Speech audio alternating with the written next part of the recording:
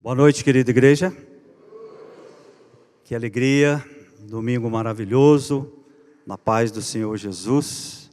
É que eu desejo agora, nesse primeiro dia da semana, que a gente comece a semana com muito amor, entusiasmo e alegria. Amém? Hoje, dia 7. 7 é o número da perfeição, de acordo com a nossa palavra de Deus. E é nesse dia 7 que nós começamos um novo tempo na graça do Senhor Jesus. Amém? Hoje é uma noite especial. Eu gostaria, antes de dar os avisos, de convidar a nossa líder do Ministério Kids, a Suelaine, para estar aqui comigo.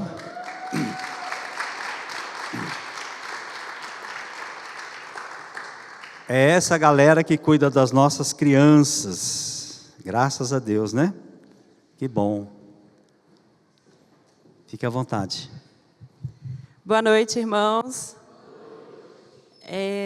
Eu queria convidar aqui à frente todo mundo que faz parte do Ministério Infantil. Todo mundo que está por aqui pode vir. Deixa eu ver. Laura, Lindalva, Valéria, Deusa. Deixa eu ver quem mais está aí. Vocês, pode vir, gente, pode vir. Quem mais que eu não estou vendo? Cadê a Alice? São 17 pessoas, tá? Vem, Valéria, sobe aqui. Val. São 17 pessoas no Ministério Infantil. Quem mais, gente? Quem mais? Se acusa aí. A Ana... Não está aí, né? Pedro Paulo, cadê Pedro Paulo? Não está? A gente tem 17 pessoas trabalhando hoje no Ministério Infantil. A Valéria, eu chamei, ela saiu do Ministério Infantil, mas eu chamei porque ela passou o semestre todo aqui com a gente, ajudando. E aí ela convidou o Gabriel, né? O Gabriel está aqui? Tá, não. Ela convidou o Gabriel e ele aceitou ficar no lugar dela. E a gente tem também mais gente lá atrás. Tem a Helena, que está lá dando aula, vou já lá ajudar ela. E essa galera aqui, eu queria mostrar para vocês que são pessoas que têm trabalhado desde o início do ano, são pessoas que merecem ser honradas, sabe? E tem sido maravilhoso trabalhar com o Ministério Infantil.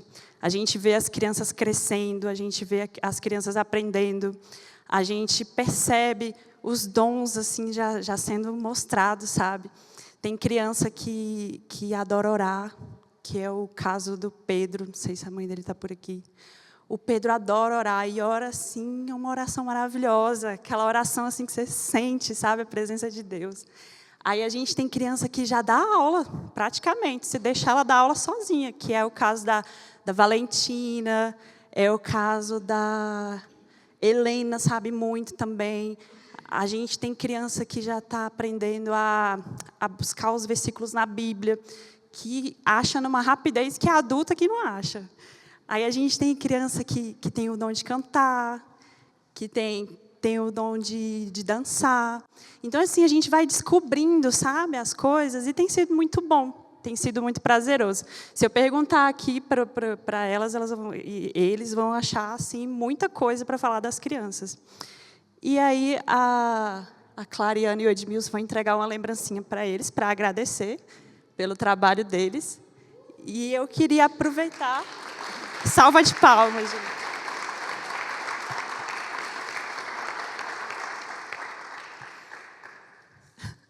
O Edmilson ia dar para os homens. Tem 5 homens que ajudam a gente no Ministério Infantil, porque eles não estão aqui hoje. E aí depois a gente entrega a lembrancinha deles. Pega a sua, Edmilson. E aí eu queria aproveitar e convidar quem quiser fazer parte do Ministério Infantil. Tem sido bênção, tem sido muito bom. A gente está com 3 pessoas que estão saindo e a gente precisa de outras pessoas, porque a gente trabalha com escala, né? Então, para não sobrecarregar ninguém, a gente precisa que tenha mais voluntários. E a gente tem várias áreas de trabalho. A gente tem EBD, a gente tem recepção, a gente tem lanche, a gente tem o culto infantil. O Miguel me falou, cadê o Miguel? Miguel me falou que queria tocar. Já está escalado, meu filho. Já está escalado. Quiser tocar, quiser cantar, quiser ajudar no culto infantil, o Caio ajuda a gente de vez em quando também. Pode ajudar, só me procura o pastor, e é isso aí. Eu queria agradecer a vida de cada um de vocês. Vocês são bênção, e Deus tem usado vocês assim maravilhosamente na vida das crianças. Obrigada. Parabéns. Podem descer. Nossa prioridade, criança, jovens, adolescentes e todos vocês, principalmente as crianças. Nessa quarta-feira, continuamos com a nossa reunião de oração. Na escala, nós colocamos a irmã Mônica. Pode avisar para ela, tá? Está escalada já. Chegou aqui, já começa a trabalhar, né? E nesse domingo não haverá escola bíblica dominical. Nós iremos proceder o batismo de 4 vidas. E esse batismo será diferente. Será na casa da irmã Thaís e do Alexandre. Fique de pé, por favor, casal maravilhoso. Está de volta, Deus abençoe. Obrigado.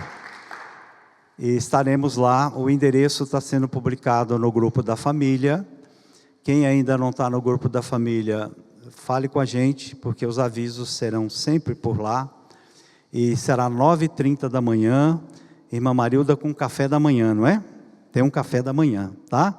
Você quer completar algum aviso, Marilda? É isso mesmo?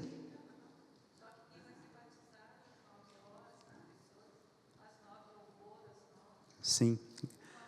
Eu quero agradecer também ao professor Ailton. Fique de pé, Ailton.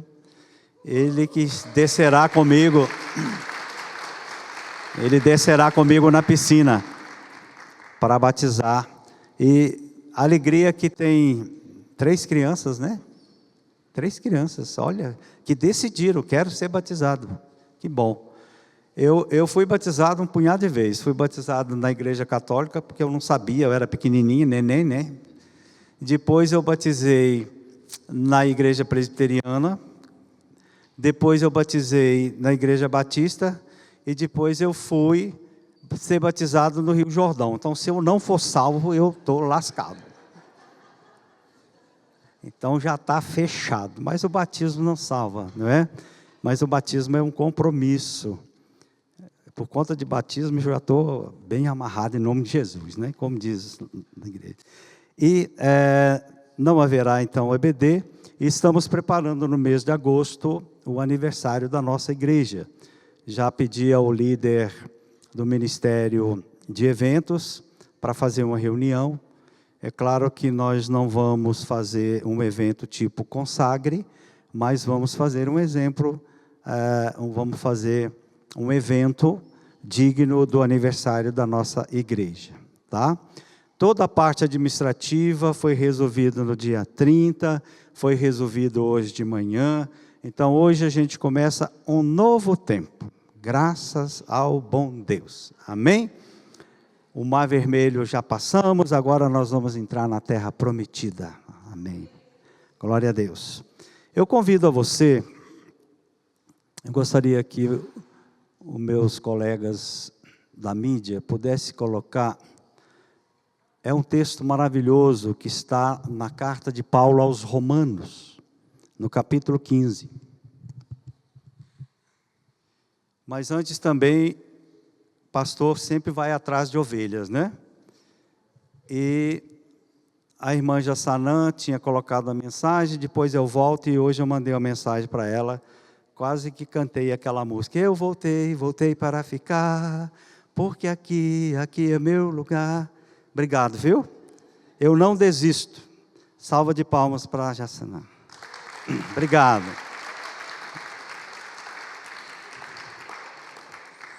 Se o pastor deixou 99 e foi buscar uma, né? Então é bíblico. Eu não vou deixar. Eu sou cantor, gente, vocês não sabiam, não? Eu vou lançar meu CD agora, qualquer dia desse, lá na torre de TV. Quem quiser ficar debaixo pode pegar o CD. Vamos lá. Carta de Paulo aos Romanos. Essa carta é uma carta que transformou toda a religião no mundo.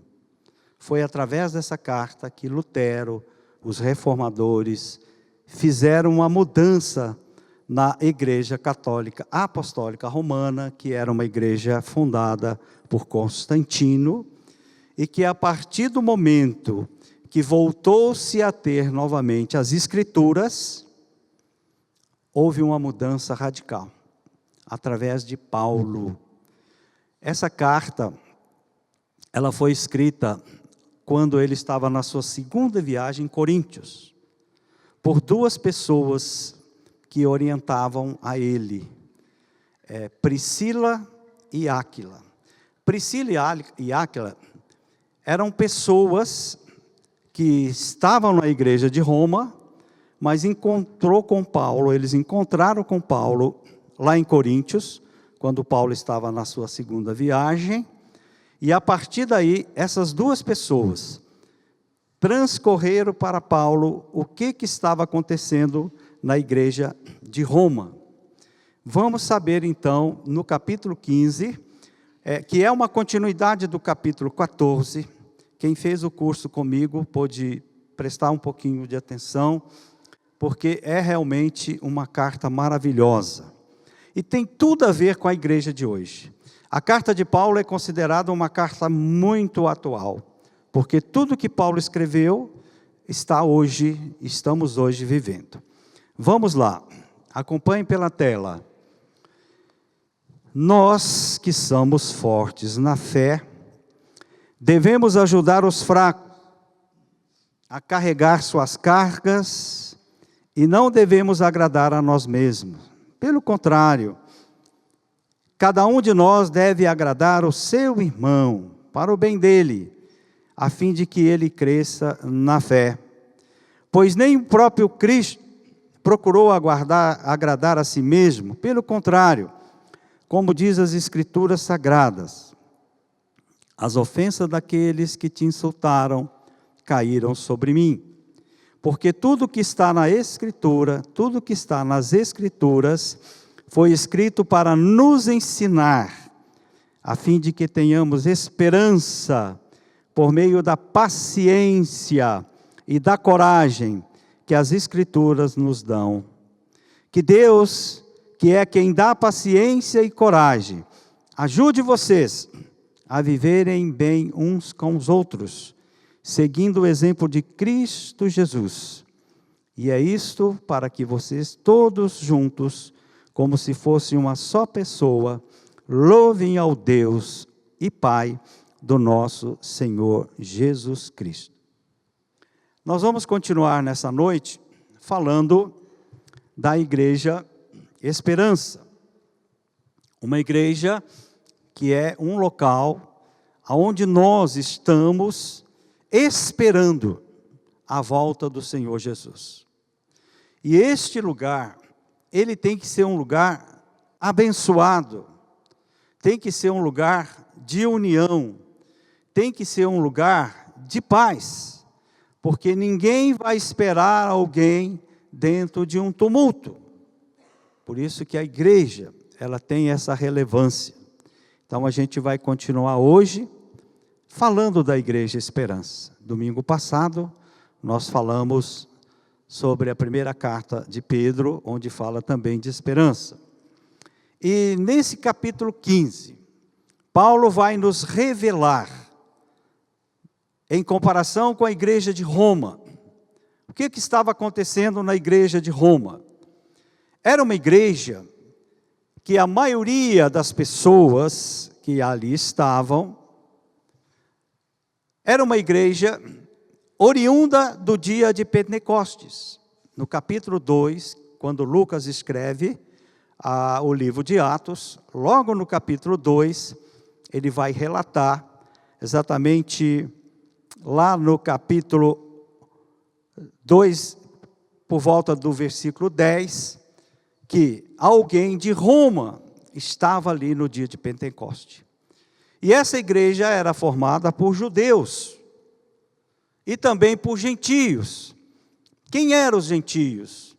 Os gentios eram a maioria de gregos, que tinham ainda um certo domínio sobre Roma, quando ainda do império de Alexandre o Grande, que tomou conta de todas aquelas nações, e o povo grego remanescente ficou ali em Roma.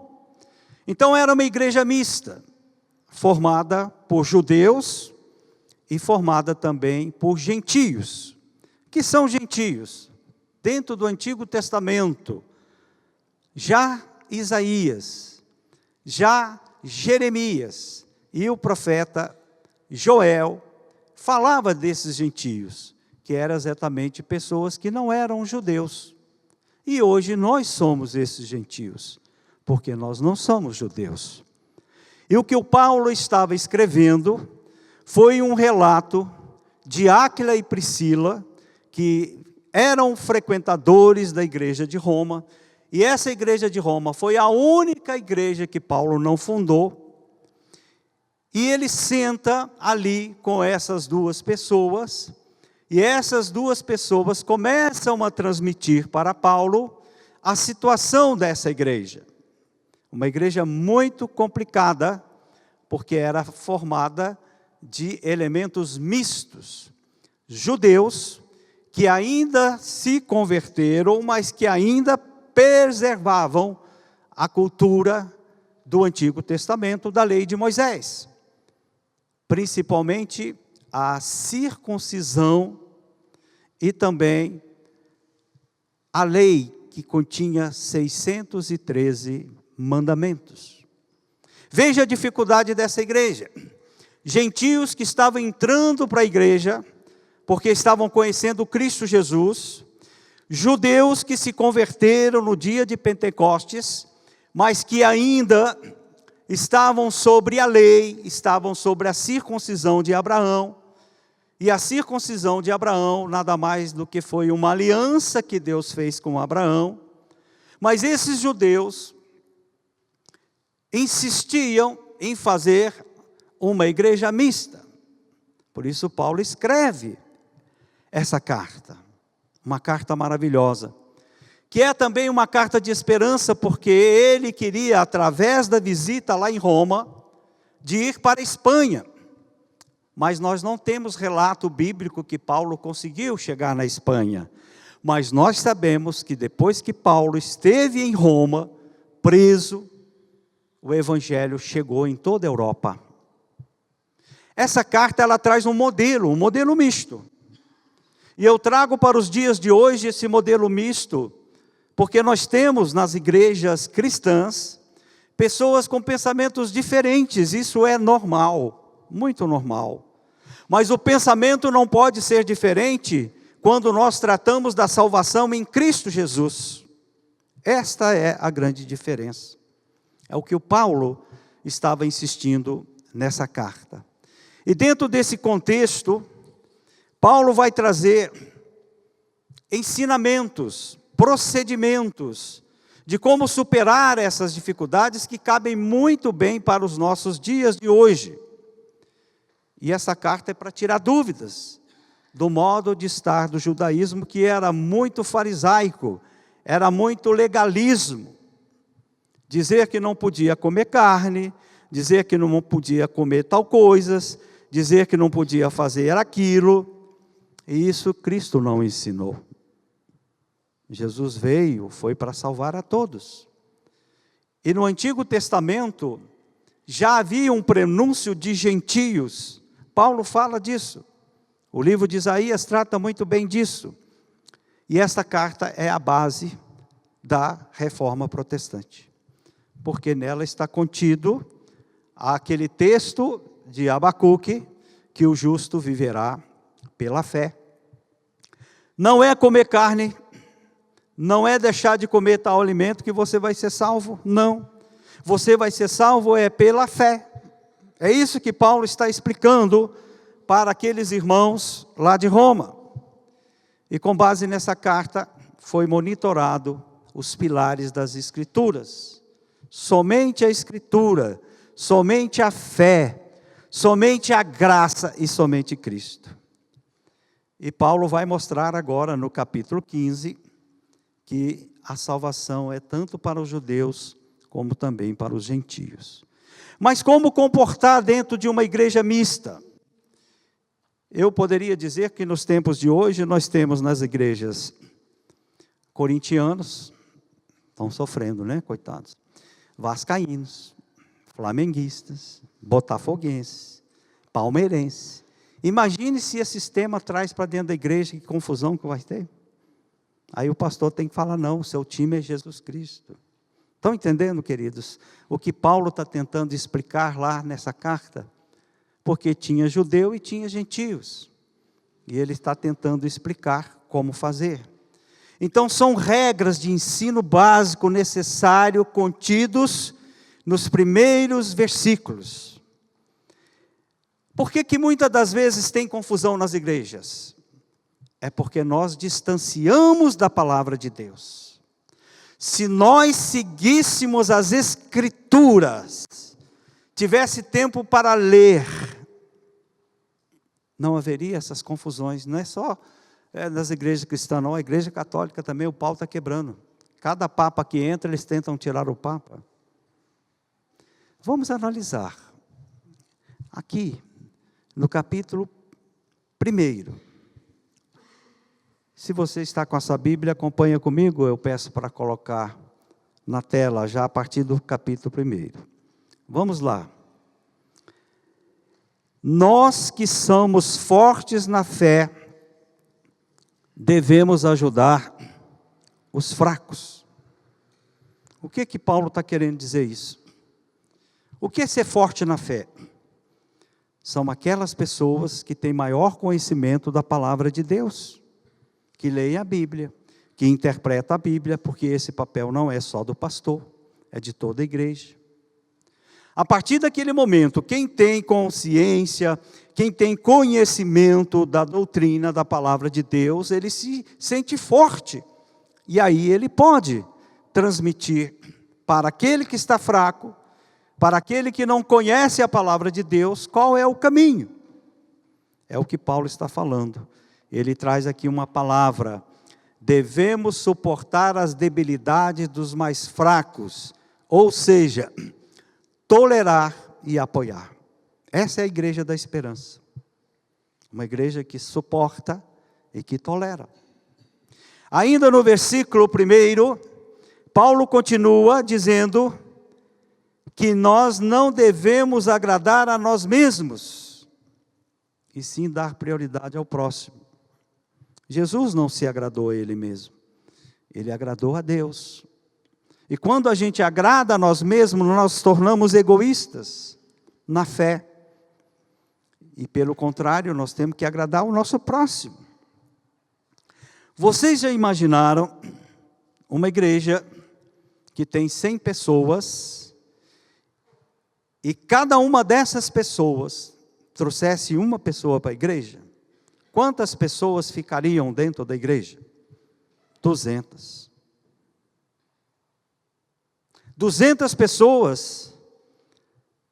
Se cada uma dessas 200 trouxesse mais uma pessoa, iríamos para 300. 400. Obrigado, eu só falei isso para ver se você está prestando atenção. Desculpa a nossa falha. O pastor erra também. Em matemática, então, eu sou zerado. Veja só, é isso que Paulo está dizendo. Às vezes a gente fica preocupado só com a gente, esquece dos outros. Esse é dever nosso, não é só do pastor. Vamos tentar fazer isso. Quantas pessoas que você conhece, que estão carentes da palavra de Deus, que precisam conhecer essa esperança? Gente, nós temos que lutar para que o povo tenha esperança na volta do Senhor Jesus. Ainda no versículo 2, Paulo traz ensinamento maravilhoso. Pelo contrário, cada um de nós deve agradar o seu irmão, para o bem dele, para que ele possa crescer na fé. Como que agrada o irmão?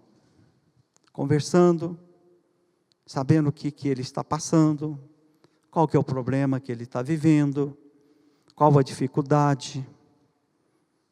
Pode agradar também, fazendo uma visita, levando um bolo para ele, pão de queijo. Quando for lá em casa, pode levar pão de queijo. Eu adoro pão de queijo. É isso que Paulo está dizendo. Isso traz comunhão. Vocês viram aqui no comecinho, não sei quando, o Ailton, o único erro dele foi dar uma camisa do Flamengo para o Gabriel. Está agradando o irmão, não foi, Ailton? Fosse do Botafogo, ainda ia valer, mas do Flamengo. É isso que nós temos que fazer, quebrar essa corrente, queridos. A gente só fica sentado nas cadeiras. Quantas pessoas estão precisando de agrado? Paulo continua. Versículo 3. Olha que maravilha. Pois nem o próprio Cristo procurou agradar a si mesmo, pelo contrário, como diz as Escrituras, devemos ter Cristo como exemplo, que não agradou a si mesmo. Quem que Cristo agradou? A Deus. Esse capítulo 15, ele traz ensinamentos para as igrejas de forma muito profunda. No versículo 4, o que falta nas pessoas, não todas que estão aqui nessa noite, é pelas Escrituras que devemos nos moldar com paciência e esperança. Pela Bíblia. Se você buscar na Bíblia, você vai ser moldado na paciência, na esperança. E às vezes isso não acontece porque nós não lemos, nós não acompanhamos, nós deixamos esse sistema único de salvação de lado. E aqui está todo o conteúdo. Versículo 4. Vamos lá. Porque tudo que está nas Escrituras foi escrito para nos ensinar. Para quê? Para que tenhamos paciência, para que tenhamos paciência, a fim de que tenhamos esperança por meio dessa paciência e coragem. Sabiam que a Bíblia é um biotônico fontoura que dá coragem? A Bíblia dá coragem de passar pelas dificuldades, de passar pelas tentações, de passar pelos problemas. Continuando, versículo 5. Devemos ter o mesmo sentimento um para com os outros. Às vezes a gente tem sentimento só nosso. Por isso a igreja não cresce. Quando nós começarmos a ter o sentimento com o outro, com o nosso próximo, nós vamos ter fraternidade, vamos ter união. E agora vem aqui algo que eu vou deixar para o final, que é o versículo 6 e 7. Devemos glorificar a Deus em uma só voz e unido. O que é isso? Quando esses meninos estavam cantando aqui, eles estavam glorificando a Deus em uma só voz, porque ensaiaram. Mas cada um tem um pensamento, cada um tem uma maneira de viver. Mas quando se une, eles cantam uma só voz. Quando a igreja está unida, ela canta em uma só voz. E qual é essa voz? A esperança da volta de Jesus Cristo. Em resumo, cristãos maduros devem ajudar os mais fracos.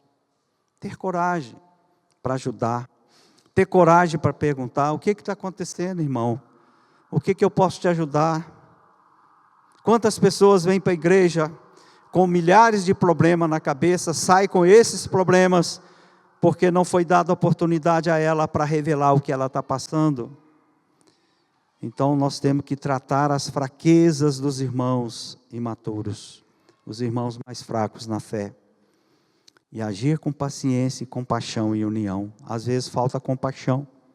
A gente vem aqui, entra, assiste o culto, a palavra de Deus. Quando chega na segunda-feira, você pergunta: o que o pastor falou? Opa, esqueci, não sei.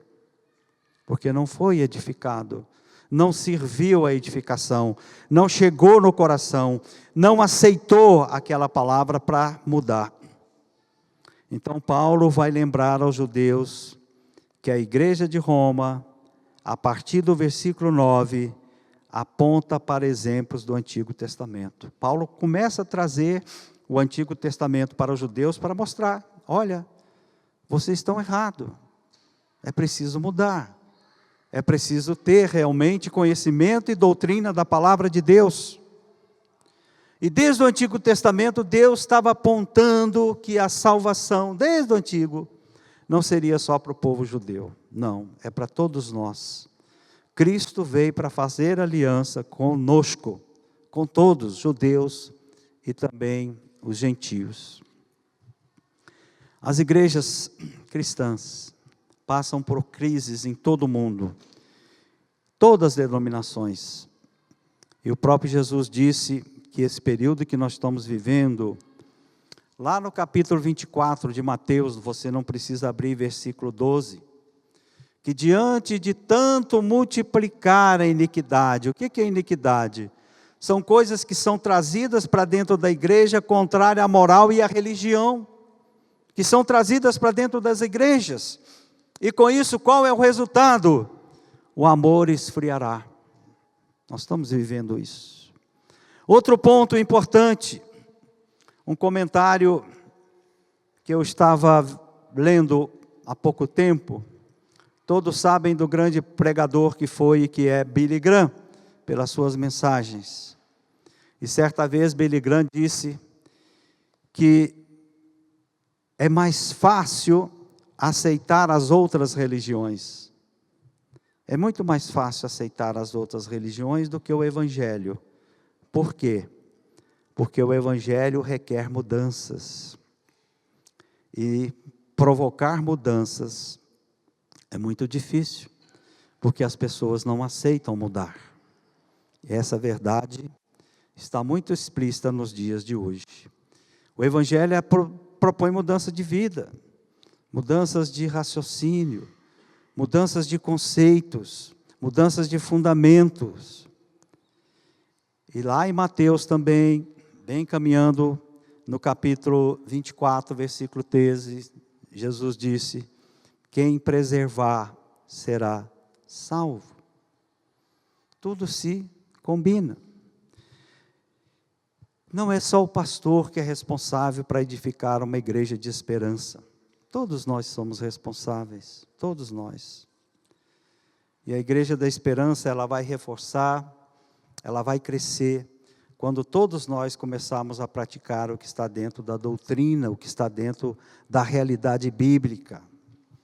Paulo escreveu essa carta 57 anos depois da morte de Cristo. Faz as contas, e ela é muito atual hoje. Ela é muito atual. São mensagens perfeitas para a edificação da nossa vida. E a igreja eu considero que deve ser um lugar de preparação, de um treino, para que a gente possa receber Jesus Cristo de forma saudável. A igreja ela tem que ter saudável, você tem que sentir prazer, como diz o Salmo, alegrei-me quando pisei na casa do Senhor. É isso que a gente tem que ter, alegria, esperança. Deixar alguns compromissos que tomam conta da nossa vida mundana e dedicar um pouquinho à igreja, porque aqui é o local da preparação. Lá fora você não vai conseguir, sozinho ninguém consegue. O que Paulo está dizendo é que nós temos que nos ajudar uns aos outros, para que todos sejam salvos. E isso é difícil, porque temos que quebrar paradigmas. Então a igreja tem que ser um lugar de preparação, de refrigério, de paz, para esperar com ansiosidade essa volta magnífica de Cristo Jesus. O exemplo de discordância de judeus e gentios naquela igreja de Roma é muito comum hoje nas igrejas. O que nós não podemos é deixar de concordar que Cristo Jesus é o nosso Salvador e que nós estamos esperando por Ele. É em Cristo que nós temos que nos encontrar. É em Cristo que nós temos que buscar essa esperança. Quebrando paradigmas, limites, respeitando uns aos outros. É em Cristo Jesus que nós temos que ter aquela ideia que sozinho nós não vamos conseguir. Muitos criticam as igrejas, criticam os pastores, criticam as lideranças. Isso não é salutar. Nós temos que ter união. Que fique um povo pequeno, mas que seja um povo pequeno unido. Que fique um povo grande, mas que seja um povo grande unido. É isso que é a proposta de quem é chamado para comandar a missão difícil de pastorear. Eu queria mais ser ovelhas do que ser pastor.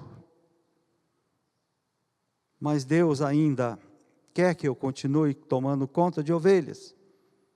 E eu não vou desistir de você. Não vou desistir de ninguém. O que Paulo está dizendo é que ele também não desistiu. Depois que ele foi preso, ele esperava uma visita triunfal a Roma, mas chega algemado e vai fazer da sua casa um ponto de pregação. Mas depois, ele começou a incomodar o Império Romano e acabou sendo preso numa masmorra. Está lá em 2 Timóteo capítulo 4, quando ele está se despedindo, foi a última fala de Paulo, mas ele não desistiu de continuar pregando o Evangelho. Estava numa masmorra fria, tanto é que ele pede para trazer o casaco. Ele estava passando frio, ele estava abandonado, e ele dizia naquele momento que só Lucas está aqui comigo. Me traga Timóteo, me traga Marcos, estou com saudade dele. E ele é sucumbido, mas continuou pregando nos últimos dias da sua vida. Todas as cartas principais foram escritas na masmorra, com a ajuda de Lucas. Esses exemplos é que Paulo nos mostra para os dias de hoje, queridos, de uma igreja de esperança, uma igreja que tem que ser renovada na fé, a cada momento, a cada dia. E esse exemplo da carta de Paulo aos Romanos deve ser lido umas 500 vezes para vocês entenderem. Eu gostaria de um dia dar esse curso de novo presencial aqui, porque é a carta mais importante do Novo Testamento. Nós não somos judeus, mas Jesus trouxe essa aliança para nós, trouxe essa promessa. Quando lá no Antigo Testamento, quando a gente vê o profeta Isaías, há tantos anos atrás, lá no versículo 12 do capítulo 15 de Isaías, haverá a raiz de Jessé, aquele que vai levantar, aquele que vai governar os gentios, que somos nós, e nele os gentios esperarão. Quem é essa pessoa? Cristo Jesus. É nele que nós vamos esperar. A igreja da esperança traz obstáculos. Quais são os principais obstáculos de enfrentamento que nós temos? Primeiro, irmão que tem dificuldade da oração, de fazer oração, de ter um tempo de oração. Esses últimos tempos, querido, eu dobrei meu tempo de oração, mas dobrei nas madrugadas. Às vezes eu incomodo, porque eu acordo, eu vou orar, e tem sido tão bom a edificação da minha vida.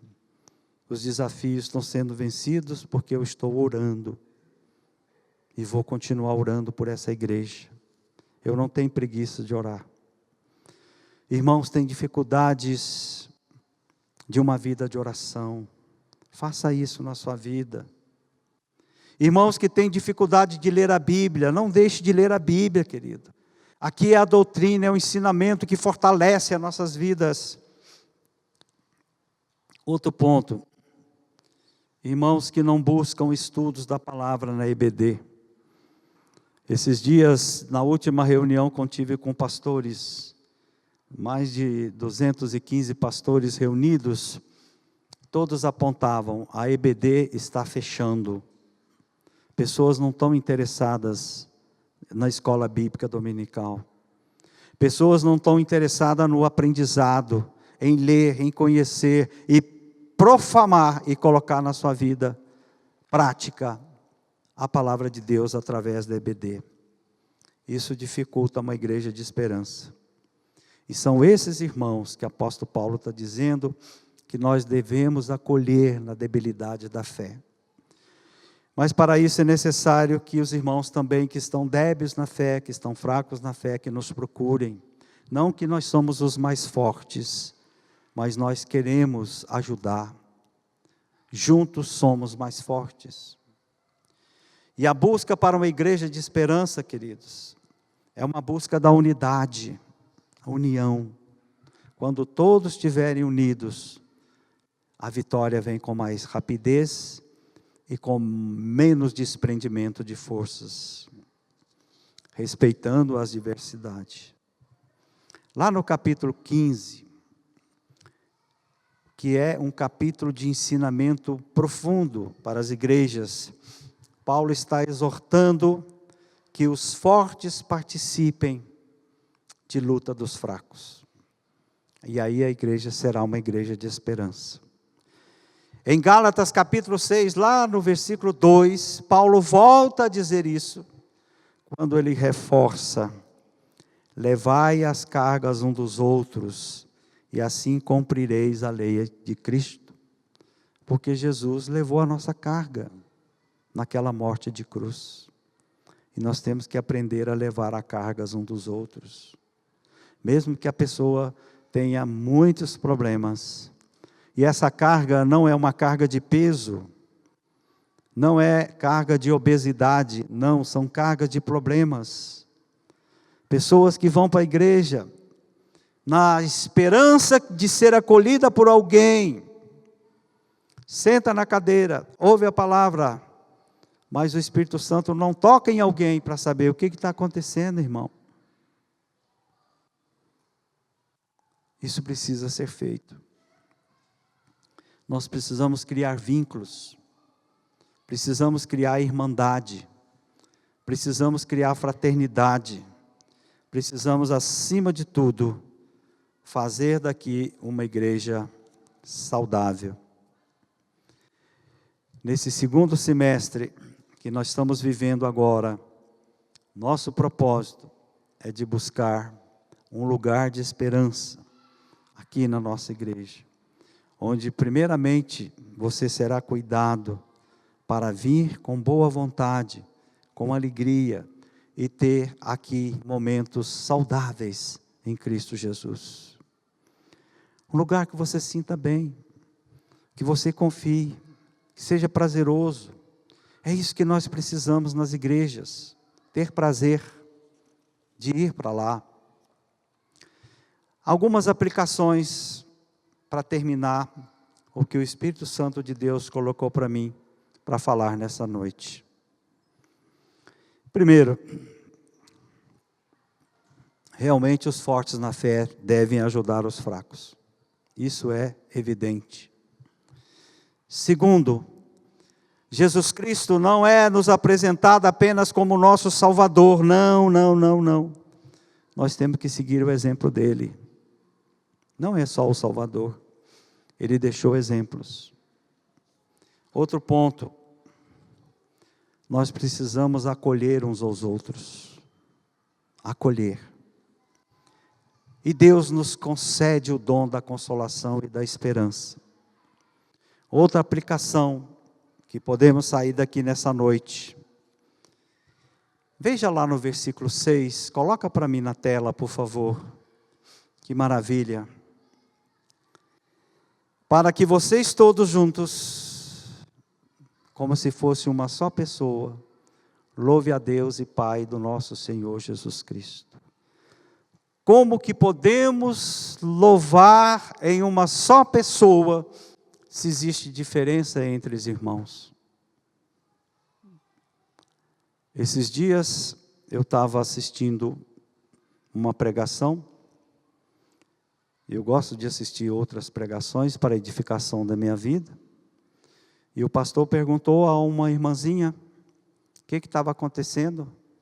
Ela disse: pastor, quando o senhor manda abraçar as pessoas e cumprimentar, eu não cumprimento aquela pessoa, porque eu estou de mal dela. De mal, queridos, dentro da igreja.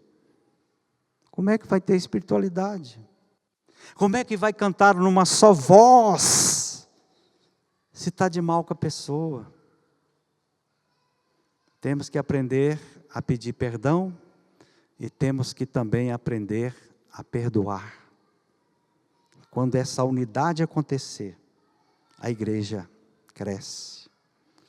Vamos lá, outra aplicação. Como eu posso adorar a Deus cantando numa só voz, se eu estou em litígio com meu irmão? Vamos para o versículo 7, para terminar. Traz 3 aplicações. Vamos lá para o versículo 7. Estamos já finalizando. Primeiro, portanto, aceitem uns aos outros. É uma ordem. Nós temos que aceitar uns aos outros. É uma ordem. Segundo ponto, qual que é o modelo desse aceite? O que responde o versículo? Como Cristo realmente nos aceitou. Você era perfeito quando Cristo te aceitou? Você era livre de todos os pecados? Você não tinha nenhum pecado na sua vida? Não! Cristo nos aceitou pecadores. E nós devemos aceitar as pessoas como elas são, porque Cristo nos aceitou. Finalizando, qual que é a motivação disso tudo, do versículo 7? Para a glória de Deus, não é para a sua glória, para a glória do Papai do céu, para a glória da edificação da igreja, do crescimento da igreja, uma igreja fraterna, amiga, uma igreja de irmãos. Esse pastor também comentou na pregação, que essa pessoa acabou o culto, e ela simplesmente falou: eu chamo ele de irmão, mas olha, não quero que ele seja meu irmão. Para que chama então? Se nas famílias nós temos briga com os irmãos, imagine dentro das igrejas. Mas a irmandade aqui é diferente, queridos. É uma irmandade de esperança. Que a gente possa esperar com amor, sem rancor e sem mágoas.